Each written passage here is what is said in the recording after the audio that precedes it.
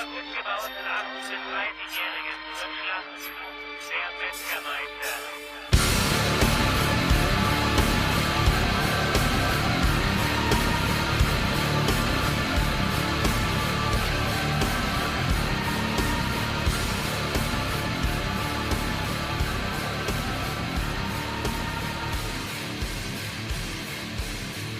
Good evening, Internet, or should I say afternoon? It's actually afternoon. Well, now if you don't mind the new change in the theme song, that is Mein Teil by Rammstein, Germany's greatest rock export. I am Manion Frenzy, and today, we got a nice one today for the Manicast. I have brought back my magical notepad that we wrote our 11 ridiculous conspiracy theories on, and I made a quick little list for this one. This is Manicast 5, after all, and we have the 5 things currently in today's society and today in general, internet, etc., that I just dislike. My magical journal will reveal all of what I feel about a lot of things. I'm just going to warn you, some of it's a little political, some of it's not, some of it's a little lighthearted. Just letting you all know that these are some things that I dislike, and they're 5 because Manicast 5. So, on to that, now I'll get into that in a little bit. Let's go on to what's happening in my life. It is August the 3rd, 2017. In 14 days, I will be out of the current studio in Cameron, and I'll be moving out to Cullowhee, North Carolina to attend school at Western Carolina University. Be bleeding purple and gold for the next 4 years. Other than that, what else is new? Shit. I got the great pull. I went to the store in Hope Mills, which is about an hour away from where I live, and I went to the store called Pro Gaming. If you're in the Hope Mills, Fayetteville area, go check it out. It basically has a lot of retro games and all that, and I got WWF SmackDown Just Bring It, a game that I played as a little dragon, and I gotta tell y'all, that is a fun-ass game. If you haven't played the WWF games or WWE games before 2004, 2005, the games are extremely hectic. They're just very fun, fast-paced, crazy, very fun game. My little brother, he hates it that he has to use the D-pad on the PS2 controller, but at the same time, he loves the damn game.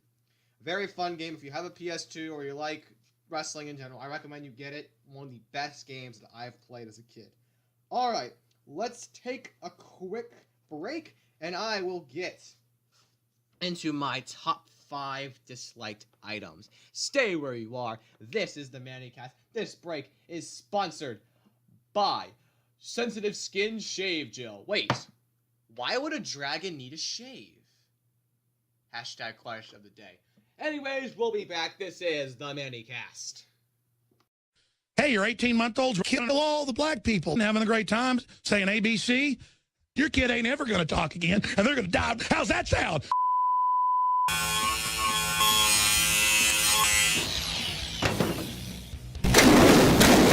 I sawed this boat in half!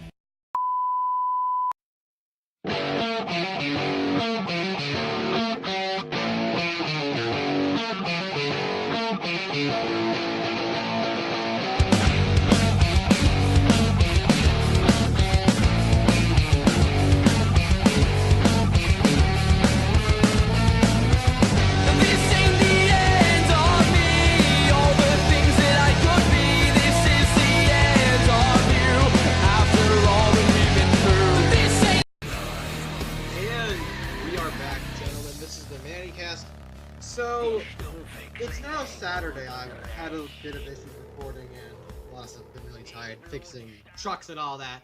But I found something on the internet during Thursday when I started recording this that just interested me. So we're going to look at it. This has to do with Splatoon 2, and since I haven't really covered the fandom enough, in my belief, I'm going to cover this. So this is from the Splatoon 2 forums. You know what? I'll just say it. You want to be furry? Fine. Whatever, I don't give a shit. Well, you know what my problem with furries are? They won't stop showing it. It seems like that if you're a furry, you make sure it front and center defines your online persona. Especially if you're an artist. Then from an outsider, it's like you make a fucking blood oath to the gods that you will draw almost exclusively furry. Yes, Daddy, draw me that furry porn. They're good dicks. I'm coming fully frank for a second here. So, let's get back into this. And that's what's really fucking annoys me about it. It's so goddamn ubiquitous.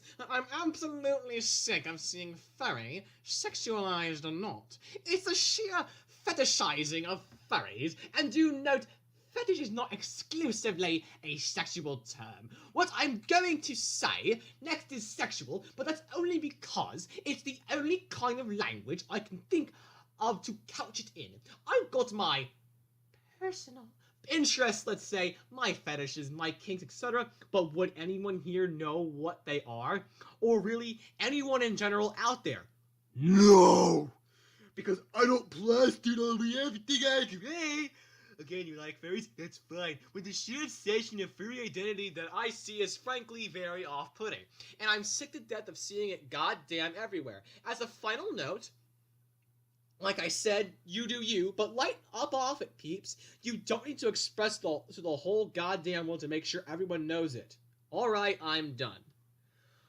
Well, that was fun. So, the best part about this is that somebody made this person made this post about no more furries. And from my personal experience that I've told a couple of friends, there's a lot of people that know me, and they know I'm a furry. My friend used to look at me and go, fucking furries. He'd always do that to me. He was a friend in my theater class. Great dude. But people don't really care. I've heard people say that, like, being a furry is close to coming out of the closet. I never really see it like that. Really, I'm just like, hey, I'm a furry, what the fuck's up? That's all I really am. The best part about this post is that now there are people, especially fellow furries out there, that are now drawing art in Splatoon 2. Hey man, you want no more of it? They're gonna put out more. That was something funny. Now, let's get into my little list. I have my my notepad. I'm doing this meme here. I'm shaking my shit in the... Alright, so let's go to number 5. The creepy notes on FA. What I am showing you on the screen right now is just an example of some of the notes that I have gotten in my time on FA. There are some weird ass notes, let me fucking tell you. And if you want more idea of what I mean, I'm just going to show you a bunch of notes that I've seen on FA Notes, the Twitter page run by Danza. Go check it out when you get a chance, because some of those notes are some of the most hilarious stuff. Someone's coming over the hall. Hi. I saw your pictures of your soda, and it's very sexy. Can I role play with you, please? RP with me, please, Daddy. Daddy! RP with me, please! RP with me, please! Please, Daddy! That's basically what it feels like to me. Yeah, go check out the Twitter page. That's at FA_notes. It is just some hilarious, stupid shit. Number 4. The people who say that NASCAR is just going around in circles. I don't know. I don't think he can step out until he waits till the last second and picks up. He goes again. Outside. Is Edwards going? Oh, no. He turns him. No. Oh, and that destroyed the front end of Newman's car. No. Edwards will not make it to the flag. Oh, Brad Keselowski. Now, if you just don't like sports, that's completely fine. I understand it. So, sports is kind of acquired taste. My only issue is when people just generalize NASCAR. I generally dislike it. Because NASCAR is a lot more than just going in a circle. In fact, there are 2 courses in which you turn right. So, also, there's a lot more to it. You have to know when you're gonna pit. Do you need tires or gas? Is your equipment okay? Do you need to make sure the car doesn't have any problems? Can you save fuel? Do you need to pit here or pit later? All that stuff you need, and it makes it exciting. Do you want to take the high line? Do you want to take the low line? There's a lot of important stuff when it comes to fucking NASCAR. Though the crashes are pretty good, I'll admit. Let's see a couple. But he's going to be mirror driving. Stewart's trying to right squeeze there, in there. Eddie. See that hand? Shoving to the bottom. See that hand? He just wanted to touch him, man. Just wanted to touch him. Can't get him touch to the high side. Here he comes. There he turns him. He turns him. Bush in the Oh, wall. my Here God. comes Stewart to the checkered Tony flag. Stewart. And another car Oh, gets him the yeah. backside. It's Casey Kane. And they're scattering God. everywhere as they come to the line. Michael Waltrip in the 55. Into the picture. Pushed by Casey Mears. Kenseth with Harvick behind him. Oh, there's contact. Get out of you now. Stewart into the middle of the pack and over.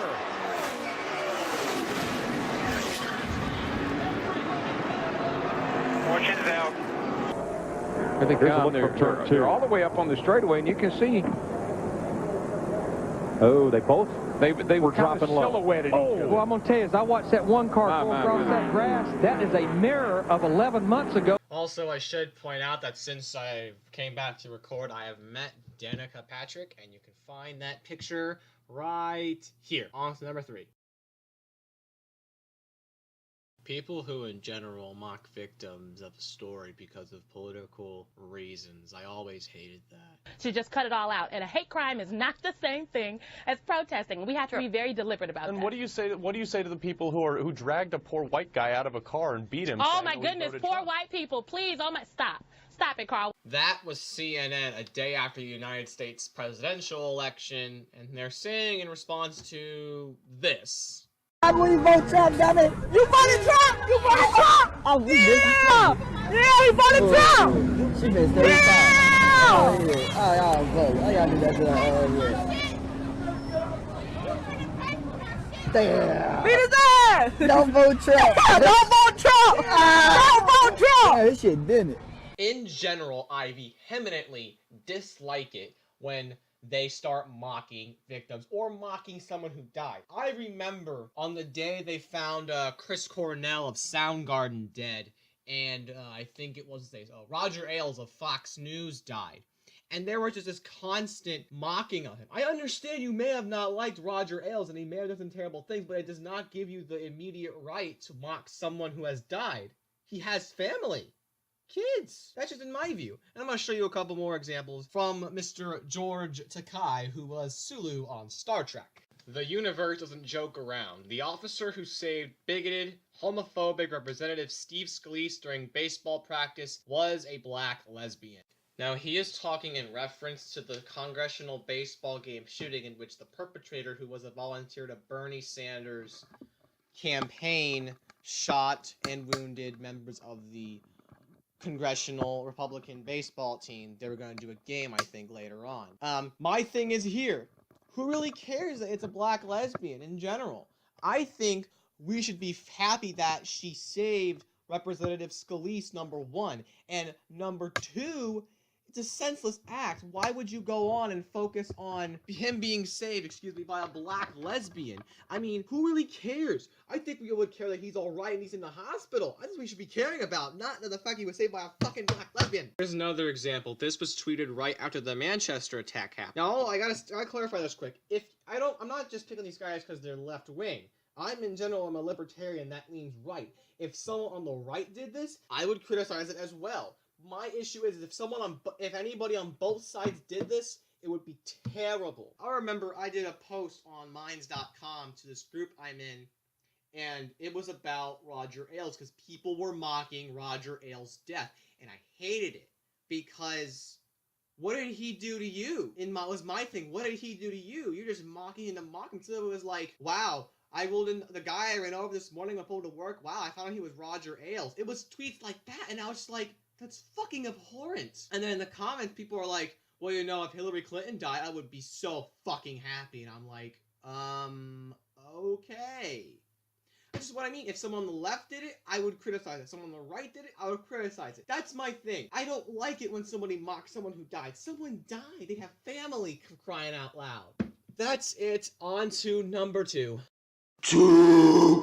People who constantly tweet at the Donald. You people know a lot about trucks. Ding, ding, ding, bong. Ding, ding, bong, bong. Ding, ding, ding, ding, ding, bong. Ding, ding, ding, ding, bong, bong.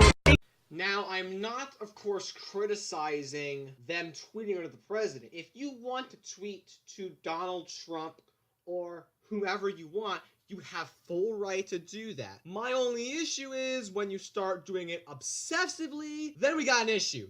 Let me just show you what I mean. A Washington Post profile revealed some of these use phone alerts to rapidly respond or even wake up at 4 a.m. to catch Trump during his breakfast tweeting hours. Replies are ordered not only by who is first, but also who gets high engagement.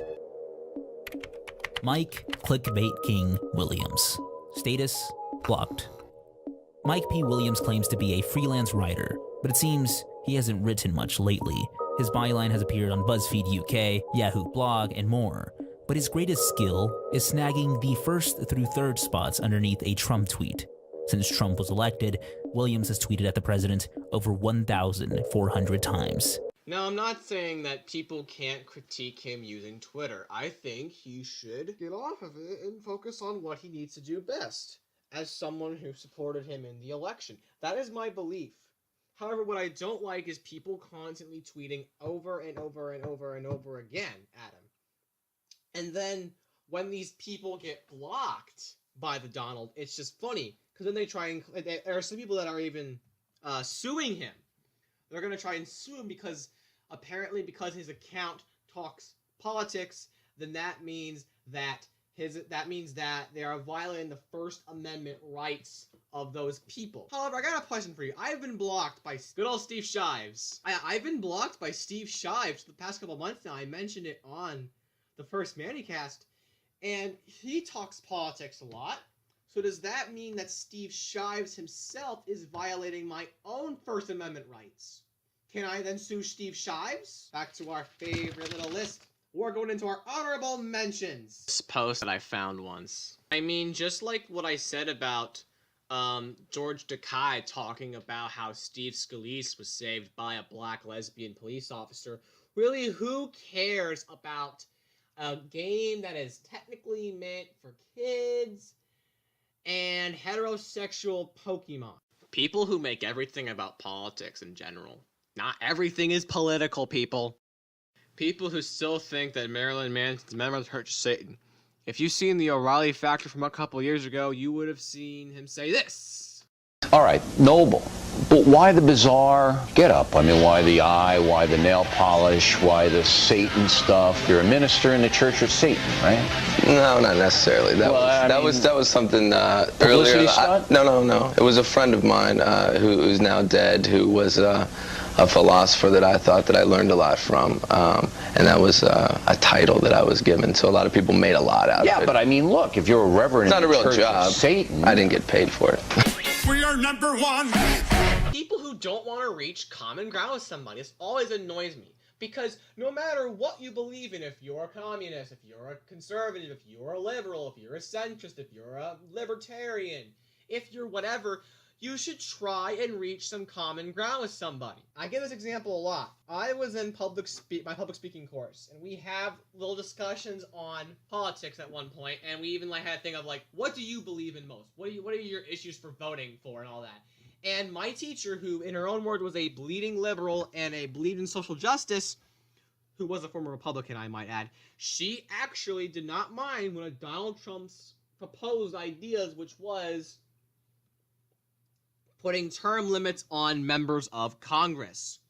See, if somebody who has said that she believes in social justice and white privilege, like we had a whole discussion on white privilege, a very good discussion, I might add.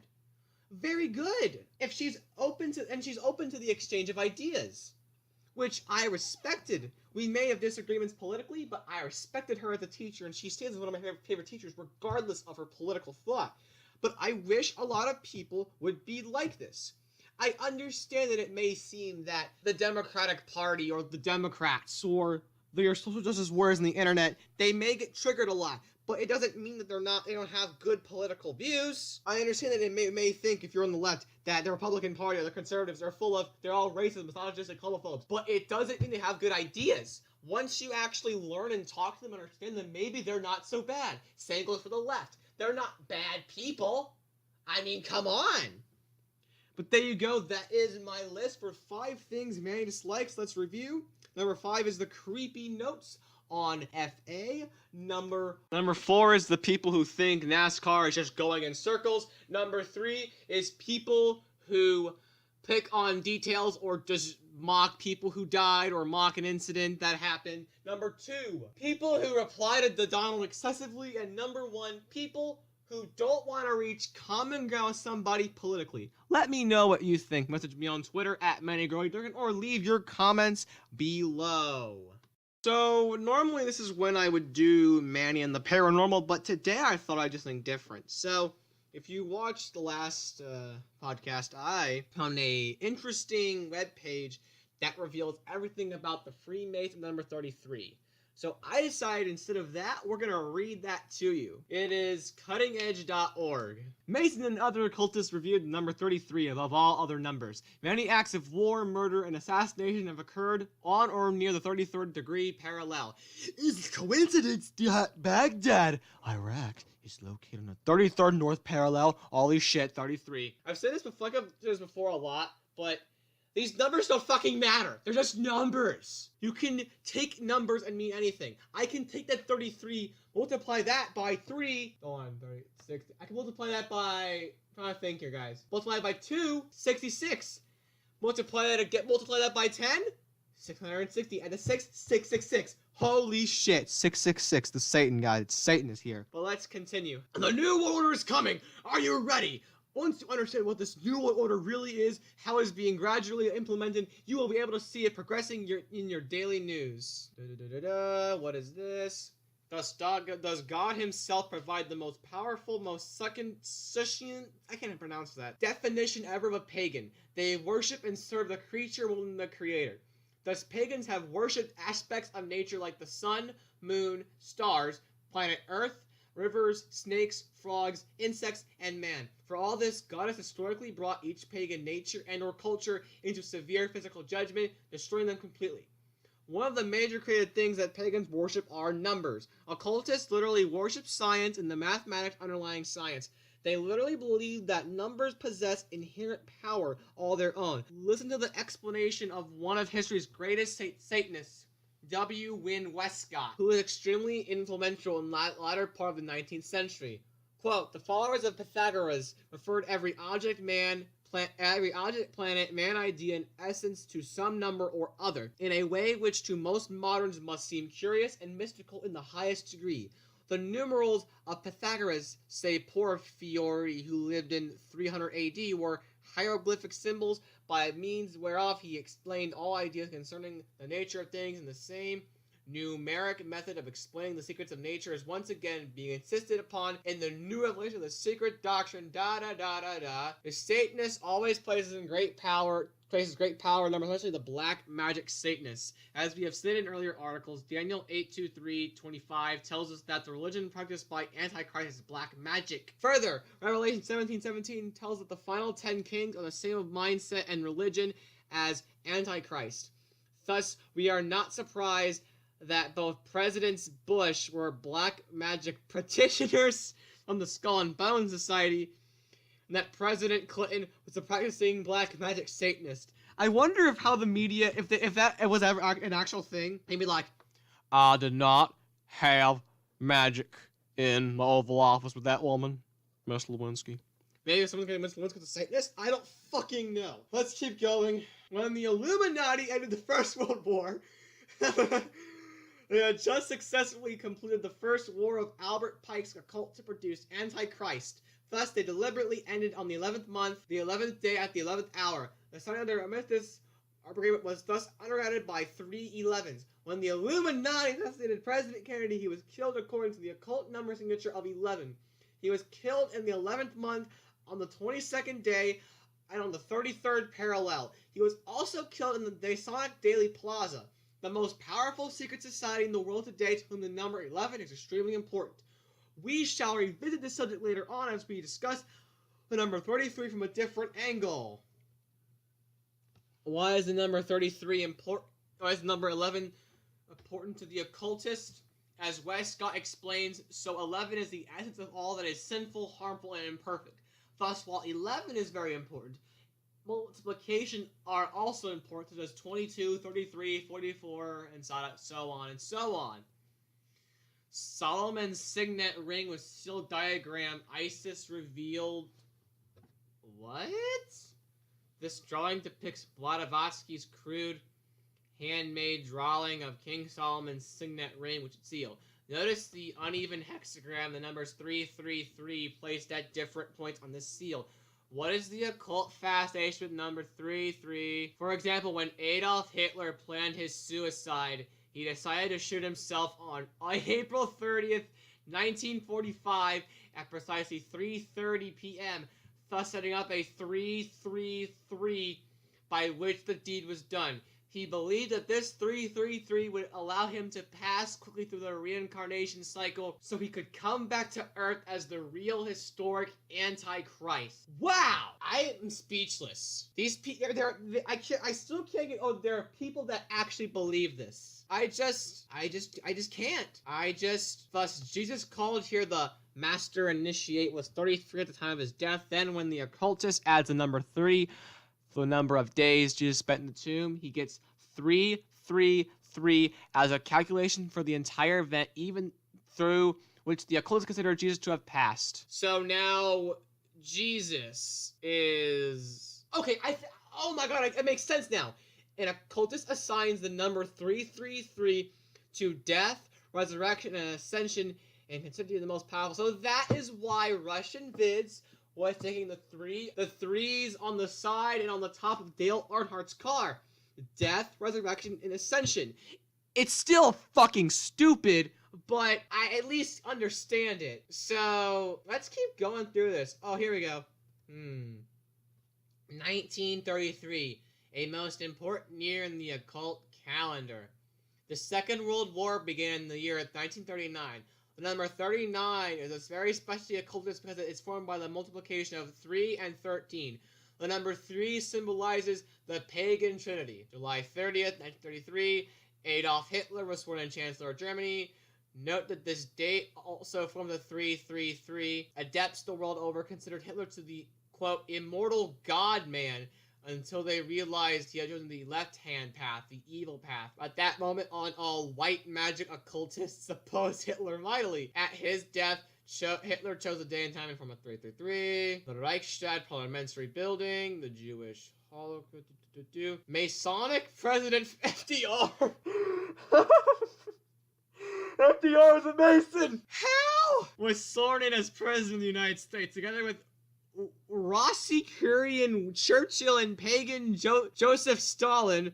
Roosevelt formed the planetary triangle of nations known as the Allies. That would oppose the planetary triangle of nations known as the Axis powers. Roosevelt was sworn in on the 3rd month, 1933, thereby giving his inauguration an occult value of 333. Oh my god. Thus Satan had his men on both sides of the Atlantic. Black magic Hitler and white magic 33rd degree Mason Roosevelt. World War II was inevitable at this point. So, this is an old article, as you can tell, because it starts with the world. Let me keep going through this. I'm not getting anything else of interest, alright? Because, oh my god. Charleston, South Carolina, 1756, the original site of the Scottish Rite Masonry in the United States, is only 15 miles south of 33rd parallel, and that means something. Confederate forces fired on the Union's Fort Sumter in Charleston Harbor, South Carolina, igniting the Civil War. Charleston, the 33rd parallel, is known officially as the Mother Lodge of the world. This lodge had been founded by Moses Lindo as King Solomon Lodge. Thus, the Civil War was started at the 33rd parallel, a very Masonic thing to do. FDR had a sudden death at the 33rd parallel. Medical chart is missing. He was replaced by another Mason, Harry Truman. Bill Clinton was born in Hope, Arkansas at the 33rd oh my god. They even say the Roswell crash was the work of the Masons. How? Waco, Texas. Just south of the 32nd degree north latitude is the site of the Masonic Grand Lodge of Texas on April 19, 1923. The Clinton administration murdered adults and children in the Branch Davidian group at Mount Carmel. Ugh. This is just insanity.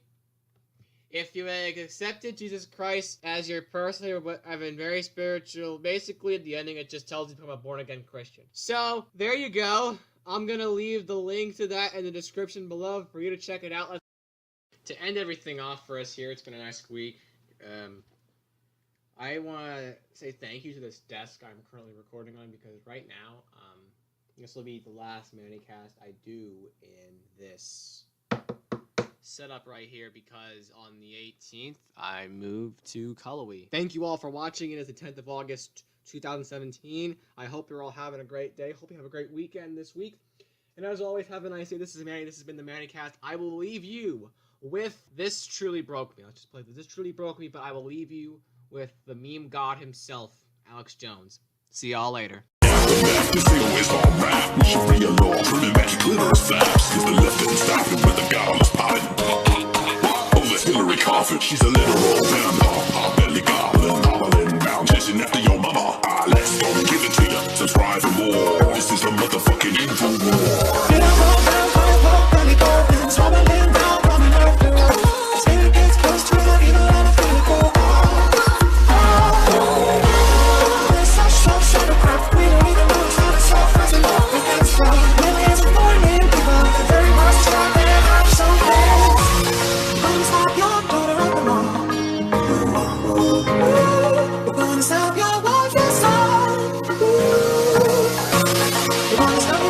Life and the police treat us